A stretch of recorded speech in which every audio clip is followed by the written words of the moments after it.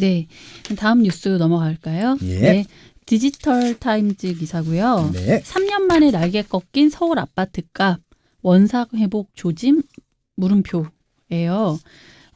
부동산 114에서 이제 문재인 정부 출범 당시 2017년 5월부터 올해 4월까지, 그러니까 약 3년 정도죠. 서울 아파트 매매가 가격 변동률 월별 추이를 살펴본 결과 2017년 5월 0.71%였던 서울 아파트 매매가격 변동률은 급등과 급락을 반복하다 올해 4월 마이너스 0.17%로 떨어졌다라는 기사 내용이에요. 그리고 막 표도 나와 있는데 저는 이제 무슨 말인지 잘 모르겠어서.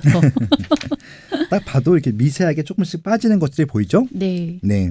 근데 평균적으로 보면 그래도 올랐죠. 네. 그러니까 이게 늘 그래요. 제가 이제 평균의 오류에 빠지지 말자라고 말씀을 드리는데 이건 그냥 참고적으로 보시면 되는 것들이에요. 전반적으로 보면은 이렇게 되는데 여기에는 그 어떤 단지들의 모습들이 안 보여요. 그러니까 이제 어떤 것들이냐면은 지난 17년도부터 지금 19년도까지 혹은 이제 올 20년도에 4월까지의 부동산 시장을 현황을 살펴보면은 많이 오른 것들은 새 아파트는 무조건 다 올랐습니다. 서울에. 그렇죠? 서울의 새 아파트는요. 한 단지도 안 오르는 아파트가 없어요. 다 진짜 뎁다 많이 올랐습니다. 예, 그냥 오른 것도 아니라 뎁다 많이 올랐습니다. 근데 그 신규 아파트 말고 기존 아파트, 구축이라고 하죠. 구축 아파트가 다 올랐느냐? 입지가 좋은 데들은 다 올랐습니다. 왜냐하면 신규 아파트가 많이 올랐기 때문에 따라가는 것들이죠. 근데 입지가 생각보다 좋지 않은 곳에 나홀로 아파트는요. 안 올랐습니다. 근데 그런 아파트가 서울에 꽤 많이 많습니다. 그럼 결국은 워낙 많이 올라간 것들이 많이 올랐기 때문에 상승장처럼 보이긴 하지만 그 정말 많이 오른 새 아파트를 빼고 보면요. 안 올랐어요. 그 말씀을 하고 싶었습니다. 그럼 그건 왜 안 올랐냐?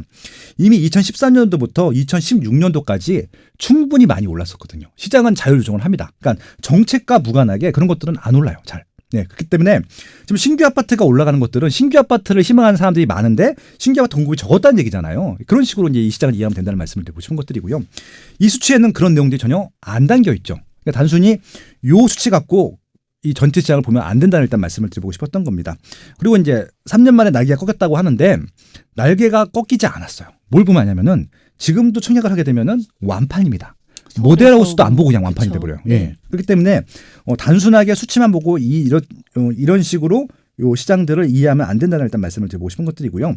결국은 이제 요거 말고 감정원 수치라는 게 있고 그리고 또 그 KB 부동산 시장이라는 게 또 있고요. 또 하나가 뭐냐면은 제가 재밌게 보는 것 중에 하나가 뭐냐면 주택산업연구원에서 매달 발표하는 이게 이제 건설사들 500개 건설사를 대상으로 조사하는 것도 있습니다. 이제 주택산업 경기지수라고 하는 게 있는데 그 지수는 4월이 저점이고 5월달에 반등을 했어요. 그것들은 선행지표거든요. 그러면 건설사들은 왜 크게 상승하는 것으로 봤을까? 왜냐하면은 인허가 나오고 추진이 되는 것들이 현실화되는 것 단지들이 많아진 것들이. 그렇기 때문에 분양이 많아지게 되면은 말씀드렸잖아요. 새 아파트가 입주 물량이 많고 분양하는 물량이 많기 때문에 이쪽 부분들은 계속 인기가 많거든요. 그러니까 새 아파트가 거래되면 거래될수록 비싼 가격으로 거래가 되는 것들이기 때문에 시세가 빠질 수가 없거든요. 제가 뭐 장담은 할 수 없지만 이거 플러스로 반등될 가능성이 높아요. 6월 이후로부터는요. 그러니까 이게 단순하게 이 수치만 보고 결정하면 안 된다는 말씀을 드리고 싶고요. 이 안쪽에 있는 구체적인 단지들을 가지고 결정하시는 게 맞다라는 말씀을 드려보고 싶습니다. 네. 잘 모르시겠으면요. 파시형 유튜브 매일매일 들어오세요. 제가 매일 이거 브리핑 해드리고 있어요. 네. 네, 알겠습니다. 네. 구독, 좋아요. 네. 그러니까 그거 매일 하는 줄 몰랐는데 어떻게 하면 매일 들을 수 있나요? 하시는 분이 있더라고요. 구독하고 알람 설정해 놓으시면 네. 매일 알람이 딱 뜰 텐데요. 뜨죠. 네. 그러니까 매일 아침 8시부터 제가 라이브 방송하고 있습니다. 꼭 특별한 일이 들어주세요. 없는 한 늘 네. 하시죠. 뭐 시간이 네. 안 되신 분들 같은 경우는 뭐 녹화가 돼 있으니까 그 이후로 언제든지 들으셔도 아무 때나 돼요. 들으실 수 예, 있고요. 맞습니다. 네. 네. 자, 다음 세계일보 기사입니다. 서울 강남 집값 하락세 주춤, 전세값 슬금슬금 오름세. 서울 아파트값이 전주 대비 0.06% 떨어지며 6주 연속 하락세를 이어갔다. 다만 일부 절세 급매물이 일부 소화되면서 이른바 강남 4구를 중심으로 낙폭은 다소 둔화됐다. 서울 아파트 전세값은 0.02% 오르며 지난주보다 오름폭이 다시 커지는 양상을 보였다. 전세값에 대한 그 기사입니다. 네. 그러니까 이게 의문 감정원 시세라고 말씀드렸죠. 네. 그러니까 크게 매주 지수를 이렇게 발표하는 이제 이렇게 기관이 두 가지가 있죠. 한국감정원이 있고 그리고 이제 KB국민은행이 네. 있는데 보통 이제 시장에 조금 더 가까운 것이 KB 지수고요. 그다음에 감정원 같은 경우는 조금 더 보수적으로 시장을 보죠. 객관적으로 이제 공공기관이기 때문에. 근데 조금 더 보수적으로 보는 감정원 지수도 매매가 하락률은 둔화가 됐고 전세가가 올라간다고 하잖아요. 전세가가 올라간다고 하는 것은 실수요가 증가한다고 보시면 되는 것들이거든요. 실수요가 증가하게 되면은 매매가도 하락하지 않습니다. 보통 두 개 같이 떨어져야 되거든요. 그럼 결국은 제가 말씀드린 대로 6월 전후가 되면은 지금 이제 6월 달에 특별한 이슈 때문에 지금 또 코로나 이슈 때문에 조금 중단이 돼 있는 것들 같은데 6월이 정확히 끝나보고 7월 달이 돼야지 이 수치에 대한 방향성을 정확히 측정할 수 있겠지만 지금 요 수치들 그러니까 하락세가 둔화가 되고 전세가 올라간다라고 하는 것은 요 지수의 방향성만 보면 되면은 조정기가 지금 마무리되고 있다는 것들이거든요. 예, 근데 이건 정확히 7월 달 돼봐야 합니다. 근데 네. 이제 그렇기 때문에 감정원 지수가 이렇다라고 하면은 지금 서울에 있어서는 지금까지 이사를 못했던 수요자들이 이삿집들을 찾고 있겠구나. 7월 달, 8월 달 때는 열심히 이사를 갈 수도 있겠구나. 예, 그런 느낌들을 받을 수 있는 것들이죠. 예, 그래서 결국은 이 수치는 제가 작년 4월 달부터 계속 말씀드렸던 게 전세 가격의 움직임을 눈여겨보자고 말씀드렸잖아요. 계속 강조하셨죠. 예, 지금 매달 강조하고 있는데 그 수치입니다. 결국은 전세가가 계속 쉬지 않고 올라가고 있다고 하는 것은 실수요 부분들은 아직도 살아있구나라고 하는 것들이죠. 그만큼 수요는 많은데 공급은 적구나 이렇게 좀 보시면 좋을 것 같습니다. 지금 오르락 내리락 이런 기사를 보니까 네. 예전에 저도 그 주택을 내 집 마련하기 전에는 아파트값 뭐 막 호들갑 떨면서 기사들이 나와요. 막 떨어졌다고. 네. 그래서 막 기사를 보면 이렇게 막 0.0 몇 % 이런 식인 거예요. 아니 오를 때는 막 몇 억씩 올랐는데 순식간에 그 사이에 뭐 떨어졌다고 할 때는 뭐 몇 천만 원, 뭐 아주 찔끔 떨어진 것 같고 막 떨어졌다고 제가 막상 구입하러 가 보면 부동산에 문의를 하면 피부에 체감이 되는 정도의 그 가격 하락이 아니어서 많이 실망했던 적들이 많았거든요.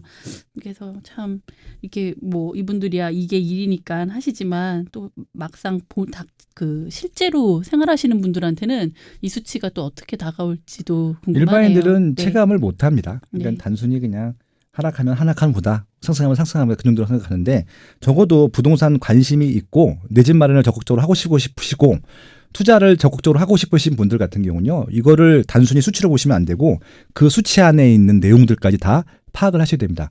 부동산 공부하지 않고 투자하면 그건 투기가 되는 것들이고요. 부동산 공부하지 않고 내 집 마련을 하게 되면요. 여러분들이 기대하는 것보다 조금 실망을 할 수도 있거든요. 그러니까 저는 계속 공부하자는 얘기가 뭐 이렇게 머리 싸매고 대학 공부하자는 얘기가 아니라 이렇게 뉴스를 꾸준히 보시고 이렇게 전문가들이 하는 얘기들 객관적으로 보는 눈이 생기신다고 하면 어느 순간부터 조금 이렇게 눈이 깨인다고 할까요? 그런 느낌이 드실 거예요. 빠숑의 세상 답사기가 여러분들과 끝까지 같이 하겠습니다. 예. 네, 다음 기사입니다. 예. 아까 말씀드렸던 사전청약에 관한 기사예요. 본 청약 8년 걸린 사전청약제 3기 신도시 히든카드 된 까닭은 정부가 3기 신도시의 속도감 있는 주택 공급을 위해 사전청약제 카드를 다시 꺼내들었다. 본 청약까지 7, 8년이 소요된 보금자리 주택의 사례를 교훈 삼아 택지 확보 후 사전청약제를 실시해 실수요자의 주택 공급 체감 효과를 높인다는 전략이다. 네. 그러니까 아까 말씀드린 이거잖아요. 제가 기다리는 것도 1, 2년까지는 맞는 것 같아요. 근데 이게 3년을 넘어가게 되면 5년을 넘어가게 되면은 그 시간이 더 아까운 거죠. 그럼 차라리 돈을 조금 더 피를 주고 그것도 좀 비싸긴 하겠지만 그냥 비싼 집 들어가서 사시는 게 더 아니면 인생 전체를 놓고 보면 더 값진 일일 수도 있다는 것들입니다. 그러니까 이제 어떤 말씀을 드리고 싶었냐면은 이게 이제 보금자리 주택이 이명박 정부 때 했었는데 택지 개발을 하려면 택지가 필요한 것들이잖아요. 근데 택지가 없잖아요. 그렇다면 이제 그린벨트 풀어야 되는데 그린벨트를 푸는 게 보통 일이 아니거든요. 환경대책하고도 또 얘기를 해야 되고 이걸 풀었을 때 미래에 또 끼치는 영향들이 또 문제가 없는지도 봐야 되고 아무튼 기타 등등 여러 가지 문제들이 있을 텐데 그러다 보니까 이게 결국은 본 청약까지 가는데 7, 8년이 걸린 거죠. 그러니까 정권이 바뀔 때까지. 심지어 더 재밌는 말씀 드려볼까요? 아직도 안 된 데가 있어요. 보금자리 주택. 어디요? 그러니까 지금 그런 택지만 지정해놓고 네, 심지어는 시흥 광명 같은 경우는 아예 해제가 돼버렸고요. 음. 이게 뭐예요? 네. 그러니까 완전히 그냥 뒤통수 맞은 경우죠. 그러니까 이것도 3기 시도신과 그렇게 되면 안 되기 때문에 일단 용지만큼은 미리 확보하겠다라고 하는 게 이번 정부의 지난 정부보다는 업그레이드된 점입니다. 전 잘했다고 생각을 하고 있고요. 잘했는데 그렇다 하더라도 이걸 정말 그 뭐 5년 이내, 10년 이내 확실하게 할 수 있겠느냐. 그리고 이 5년 이내, 10년 이내 한다고 하더라도 언제까지 되는지를 데드라인을 거주지 않으면 사람들이 기다려주지 않을 거란 얘기죠. 그리고 이제 기다려서도 저는 안 된다고 생각을 합니다. 예. 저는 이제 거주 가치를 되게 중요하게 여기는데 그건 뭐냐면은 그러니까 투자만 이제 생각하게 되면요. 몬테크라는 걸 보통 해요.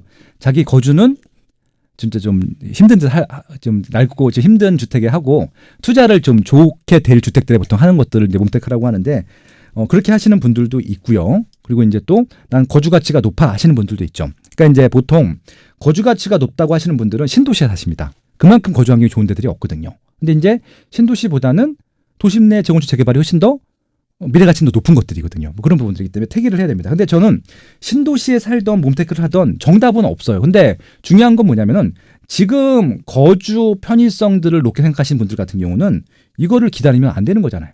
예, 그런 부분들입니다. 결국은 이것들을 기다린다고 하는 것은 투자 이런 목적도 강하신 분들이란 모를까 현재 거주 가치를 높게 생각하시는 분들 같은 경우는 기다리시면 안 된다는 말씀을 드려보고 싶은 것들이고요. 생각보다 더 기다리게 될 수도 있다는 말씀을 드려보고 싶은 겁니다. 그래서 제가 양쪽에 다 요구를 드리겠는데 정말 거주 가치를 높게 생각하시는 분들은요. 기다리지 마시고 내집 마련 바로 하시고요. 또 정부 인사분들을 지자체 분들 같은 경우는요. 데드라인을 확실히 해주십시오.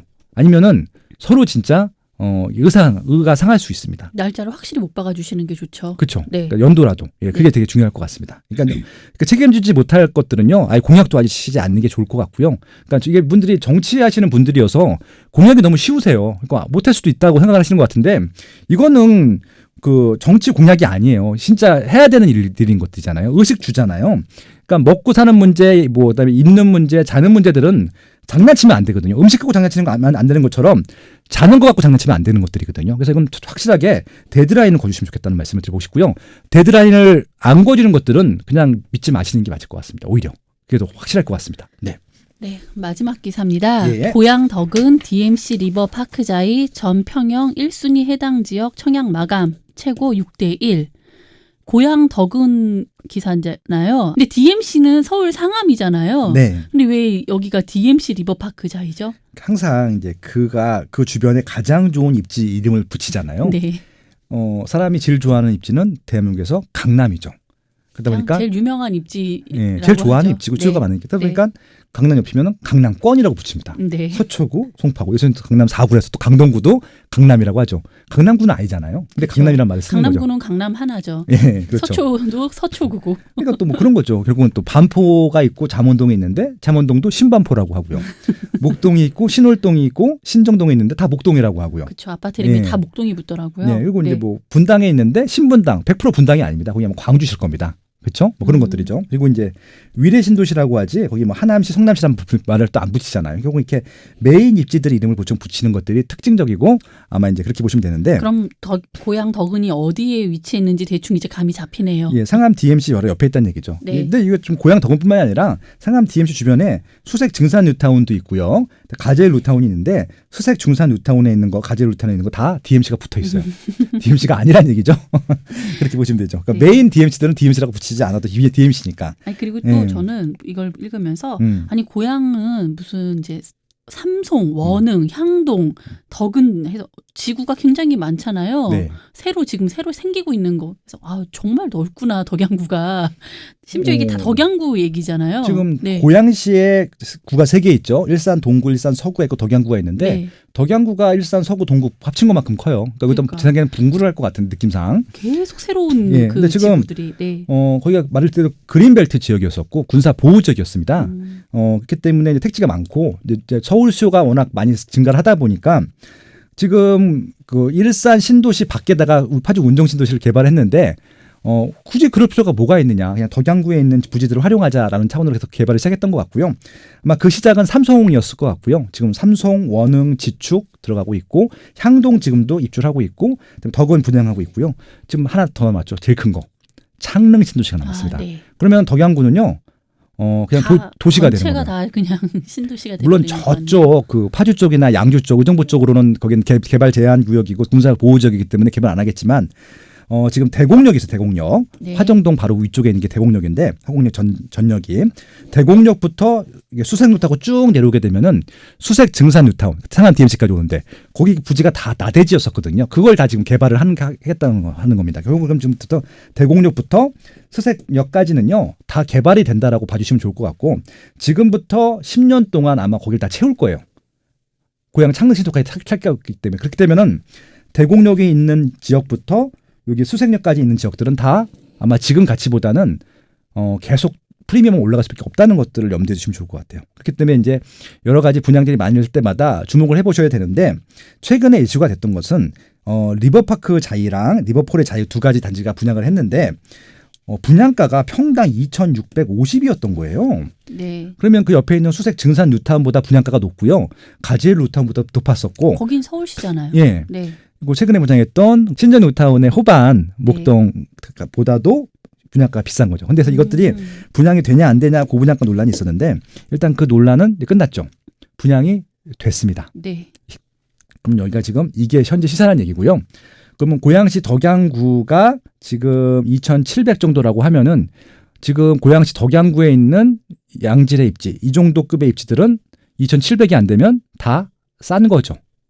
그렇겠네요. 신축 기준으로 네, 보면은 네, 신축 기준으로. 예. 네. 그렇게 보시면 될 것 같아요. 결국 이제 여기가 상한선을 거줬고 대부분 아마 이것들 아마 이 아파트가 또 입주할 때 되면 가격이 더 올라가긴 하겠죠. 그렇게 되면은 아마 상한선을 지금 한동안은 이제 요 리버파크 자이를 보시면 좋을 것 같아요. 결국은 이제 지금부터 제가 기준을 정해드리면요. 고양시 덕양구를 보실 때는요. 대곡역 역세권 개발이 하나 있어요. 네. 거기 택지 개발 지구고요. 그다음에 또 거기까지 북쪽 끝이고요. 남쪽 끝은 덕원지구 개발일 텐데 양쪽 시세들을 보시게 되면요. 그 가운데에 있는 택지 개발 지구들 구축이든 신축이든 상한선을 알 수 있죠.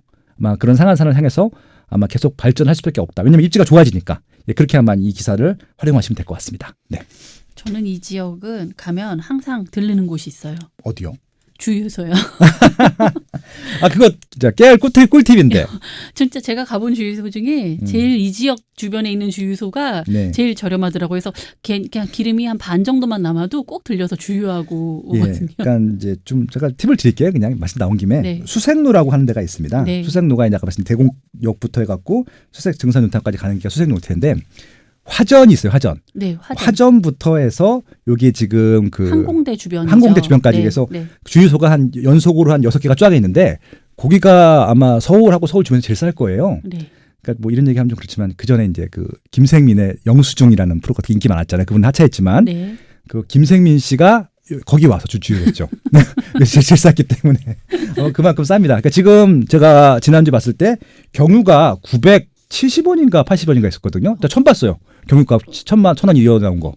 그렇죠. 그리고 그 자유로가 거기보다는 한 100원 정도 비쌉니다. 근데도 네. 싸요. 네. 다른 데보다. 그러니까 거기가 1,000원대고요. 1,040원인가 그렇고 요 수색로로 오시게 되면은 900원대입니다. 네. 경유가.